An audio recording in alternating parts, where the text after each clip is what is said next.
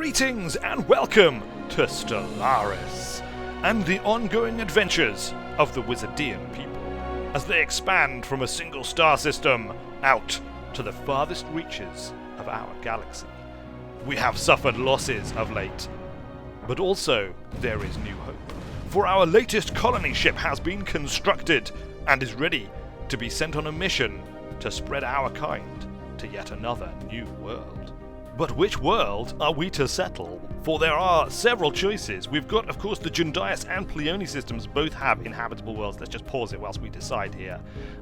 Both good options, but well within our borders. Mithra also has an inhabitable world, look. Mithra 3, which is a Gaia world. What is a Gaia world? Let's check our planetary summary from our previous survey missions. It is an ideal temperate world with a nitrogen-oxygen atmosphere and a resilient ecosystem. Optimal conditions for all known higher forms of life at different latitudes. Wow, it's only size 14, so it's not huge, but that's pretty awesome. And it's going to expand our border. Look, Pleione and Jundias are both already within our borders, whereas Mithra will actually extend our sphere of influence and possibly claim some new star systems for us to exploit. Also, look at this. It's in the same system as Rocknim Mog.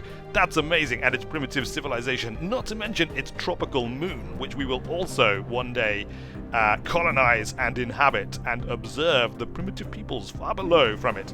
Very well, provider, colonize Mithra 3 and land right there. Excellent. Before we unpause it, let's just check our other ships. The Artemis here needs fresh orders, and we as a civilization probably need minerals most of all, so go and build a mineral mining outpost there at the asteroid within the Siplum system. Senator, you can mine this asteroid, I think here in the Hanteron system, trying to build up our minerals as much as we can, as we're going to need to keep cranking out the colony ships, at least as long as we have colonizable worlds at our disposal. The Wizardian people must spread their kind out into the galaxy. Should we build a solar panel network whilst we're here? We don't really need energy credits, so let's not do that. We could build another ship, but let's just save our mineral credits for the purchasing of colony ships for the time being. Our fleet is small, but we haven't really got any hostilities on the go, and we should probably look at what techs we might be able to develop. We can put fusion reactors into our corvettes, but we still only got red lasers. We don't have anything else that we can fit, so we don't really need to fit the larger reactors because we don't have anything that draws additional power. Are we researching anything that draws additional power? We are not. Okay, well, we will prioritize some military techs in the near future. But for now, let's just unpause it and begin the provider's journey to a new world and the establishment of our second colony. Our second off-world colony on a Gaia world, no less. I'm sure wizards will have a great time living on a Gaia world. Research complete. Alright, what can we unlock now? Alanon the Chalky. Basic combat roles, cold fusion reactor. We don't really need yet another more powerful reactor, so we'll just take basic combat roles. It isn't actually going to increase our power usage, I don't think, on ships, but I suppose it is nonetheless a military technology, and so it is all the better. The provider continuing along on its great voyage, actually traveling far from home, well outside the influence of the peoples of the Wizardian Empire. I hope that they don't get any funny ideas living so far away from home. Look, they're passing by the pulsar in the Bitreus system. It's a clear marker, an indication, probably bright in the sky, of Gaia that they can use to track their journey here as they tell their children and grandchildren about the day they left Wizard Prime and set up on a new world, passing by Rocknim Mog with its primitive Bronze Age civilization far below. Will they one day stride among the stars as we do, colonizing new worlds? Or will they perhaps be some kind of subservient race who we have subjugated, raised up to become our worthy and noble minions doing our bidding as and where we see fit? Anyway, we'll leave them to make planetfall on their new world and get acquainted, and meanwhile we will head out and check on our survey ships, because the Sentinel, our last remaining survey ship out there in the void, has no orders, and they must now carry the flag for the Wizardian peoples alone, at least until we can replace the Deep Vision. I'm sure Ron here is up to the task. He is a stalwart field scientist, and he has already made many and varied discoveries. As long as he doesn't learn anything that's too sort of threatening to the hierarchy and current order of the Wizardian people and Wilberforce Weird as their Grand Master Wizard, I'm sure he'll be fine. We do have a couple of aliens that need researching, and look, Alfred Doomsinger has actually completed his research already, which is kind of handy. Ocean world colonization? Well, that could come in handy. We could build our own Atlantis, but have we discovered any ocean worlds yet? Have our survey teams revealed any? Let's take a look. I guess they will be showing up as red planets right now. So we've got one here in Siplum. That's an arid world. Raman there also has inhabitable worlds, and it does indeed have an ocean world and an arid world for that matter. Let's take a closer look at Raman. Loads of science in Raman, and Raman 3 is an ocean world. Size 18, so it's a decent size. Habitability 60%. That sounds like a great place to establish New Atlantis, or even the first Atlantis. What were our other options? Form Federation. Advancing our understanding of interactions with and manipulations of the Xeno is a necessary step in forming more permanent interstellar alliances. Well, do we want to form permanent interstellar alliances? I'm not sure. Let's just get ocean worlds. Atlantis sounds like much more fun than forming alliances with, of course, the Bothrarians, for I think they are still the only ones. Oh no, we've met someone else as well, haven't we? Anyway, it is unimportant right now because, of course, we have to establish Atlantis, and that means we have to build another colony ship. So let's do that. We'll get another colony ship underway, and as soon as that comes out, I mean, well, we'll have to think about exactly where we place it. We could place it straight away at Ramon, if the science has completed Ocean Worlds, but we do have aliens to investigate as well. Maybe we should research these Iota aliens first. Let's do that. We'll research the Iota aliens. We'll probably get that colony ship out before it's ready, but we've still got 2 continental worlds that we can colonize, and probably should colonize first. They're probably slightly more amenable to Wizardian life than ocean worlds, although, I mean, I'm sure wizards would jump at the chance to live on an ocean world. The Senator has completed construction of its mining outpost here. Let's just start time running as well, because that was paused. We've got loads of things that we can build here. Let's build, I guess, some energy mining outposts. Oh, look, this is actually outside of our sphere of influence.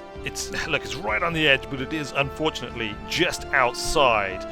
We could come down to Garden and the Mithra system. Something's going on. I'll tell you what, just move here for now, and we'll take a look at this hostile fleet evasion which is going on. Where is it happening, and to whom? Of course it is happening to Ron and the Sentinel.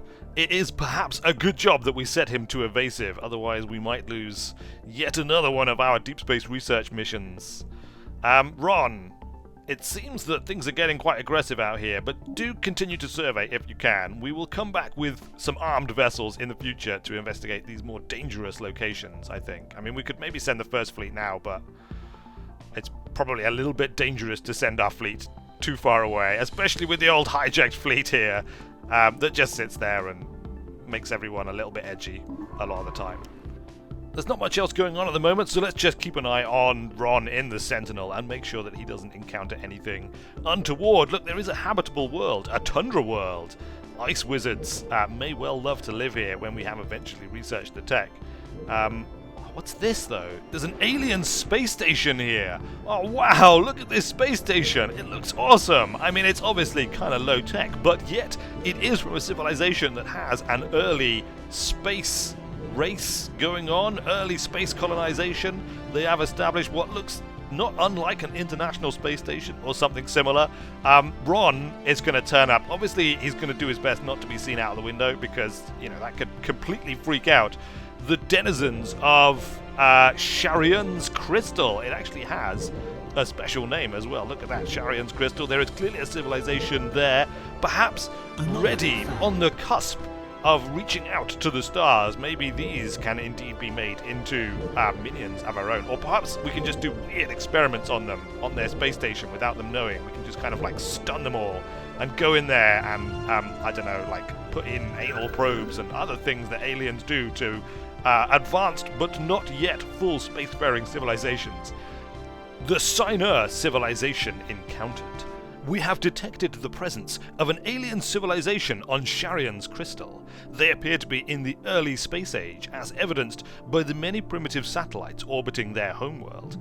Their nation-states are on the path towards joining together into a global government, and it is likely only a matter of time before they venture beyond this world and join the galactic community. Possibly, but not before we have done a few weird experiments on them and possibly also dissected some space cows or crystal cows, whatever their analogue of cows that live on Sharion's crystal is, and maybe even like put one on their space station in a dissected form just to really freak them out.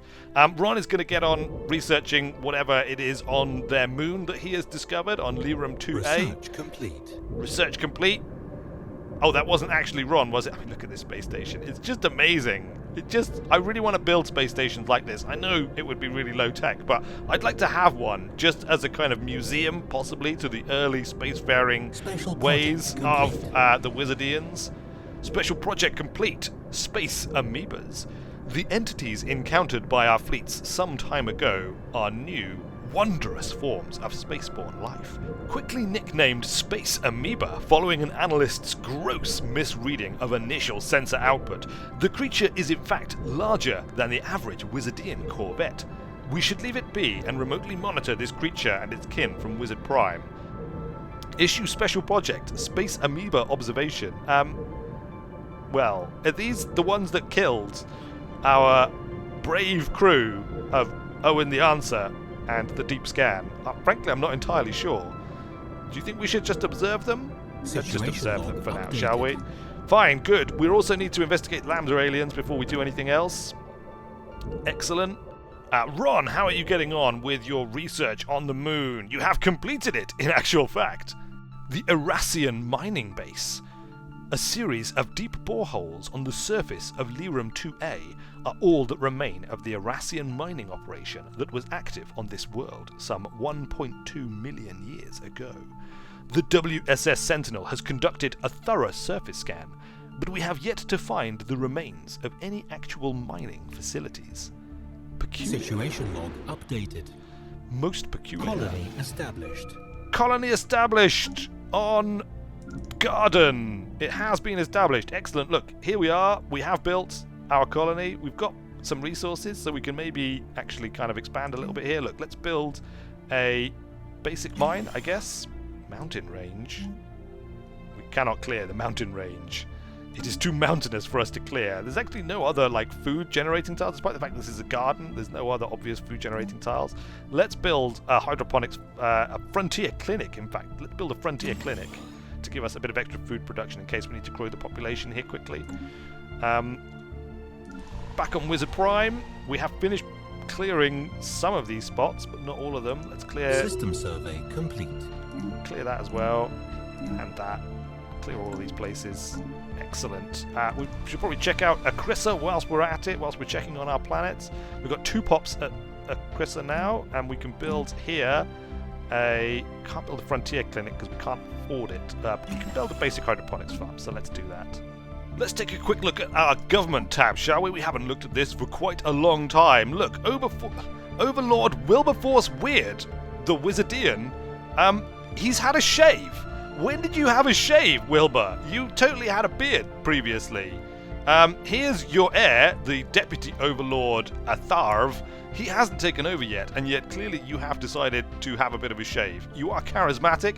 Edict cost minus 20%, edict duration plus 25%. I haven't used this at all. How old are you? 54. I should probably issue some edicts before you get old and die, Wilbur, shouldn't I? That's probably a good idea. Expansionist. Frontier outpost build cost minus 15%. This leader aims to expand their borders, reducing the seed planet and seed frontier outpost war demand costs.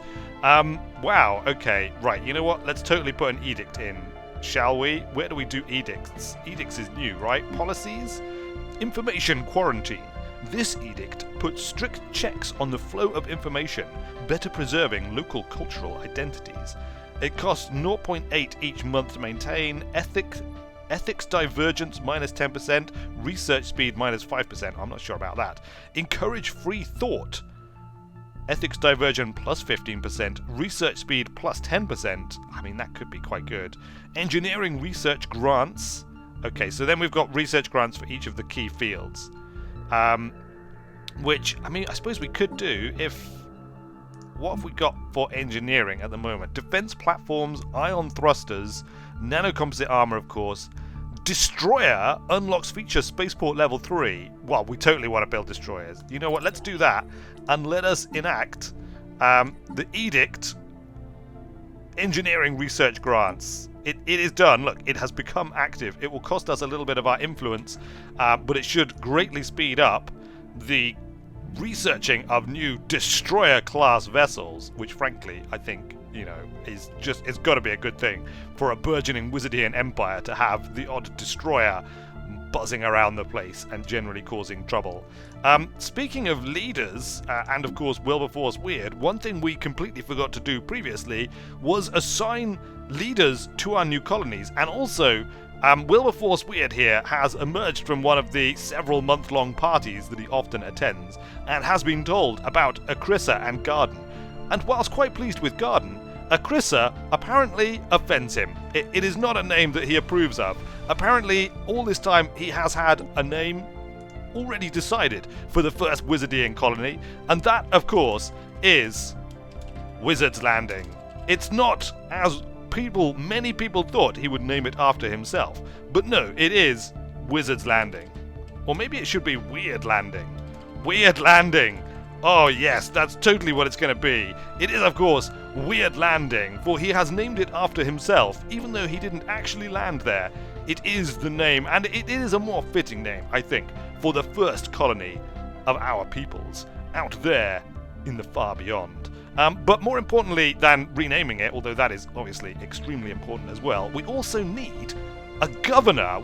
Amazingly, we did not recruit governors for either of our colonies upon founding them, but we're going to correct that problem right now. Governor Brumhilda the Unutterable. Oh, that's an amazing name. Please have a good trait. Leader lifespan plus 25 years. Okay, so despite being older than the other recruits, she will probably live longer than both of them. So that's pretty good. What else have we got? We've got Governor Severus Spellslinger. He has environmental engineering, minus 25% to clear blocker tiles and clear blocker time. That could be pretty handy if we've got a lot of blocker tiles that need clearing. And Governor Dilvish of Signs. I mean, he's adaptable, he gains experience faster, but frankly, he's the oldest one there, and also, we already have an of Signs, and, you know, we don't want to be accused of running a bit of an old boys network here, or indeed nepotism, or any such thing. That is not the way we do things in the Wizardian People's Republic of the Union of Wizards. I keep kind of morphing the name around, I'm not sure if you've noticed, but that's what happens when you are the ultimate and unequivocal ruler of a peoples. You kind of do these things. We're going to hire both of these, I think, unless the other one comes out as being really awesome. But before we do, let's quick look at the surface. So this one doesn't have a lot of blocker tiles, and only 2 of them can actually be moved at the moment. That's Weird Landing. And Garden does have some, but none of them... I mean, neither of these are actually all that good. So, let's go with... recruit. For Weird Landing, because it is the more prestigious, I think we're going to go with Brumhilda the Unutterable, because it's just a better name, and she is going to live a little bit longer as well. So I think that makes sense. Brumhilda has been dispatched to the previously named Acrissa, which of course she is going to rename upon her arrival to Weird Landing, and she shall be known as the Renamer when she arrives, and is otherwise unutterable, because that is her name as well. Good old Brumhilda, we like her. In you come, Brumhilda. Right, you have been recruited as the governor, plus 2% happiness, minus 5% blocker time, and minus 5% blocker time again. Excellent, good stuff. And in Garden, now we will get another option here, of course, so it's not a done deal for Severus Spellslinger. There is Dilvish of Signs, who is still there, who we are still not going to recruit, and Mormo, Governor Mormo, who is a young'un, look, at only 29, agrarian upbringing, food plus 10%, hydroponics farm build cost minus 20%. This leader was raised around hydroponic farms and has several ideas on how agrarian yields may be improved. I'm actually tempted by Mormo here. I mean, I know Severus Spellslinger also has kind of a cool name, But Mormo is younger and actually has a much more useful trait for this particular world. Severus, if you're still around when we colonize the next world, then we will certainly consider you once again for the position. But right now, it's going to have to be Mormo, I'm afraid. Mormo, you are hired as the planetary governor for Garden. It makes sense. I mean, it's like she was made for it. She's like got ideas on agrarian development and hydroponics building is reduced and all the rest of it, and this on a world which is a garden. I mean, well, actually, it doesn't have a lot of food generating capability, so we're actually going to need to build some farms.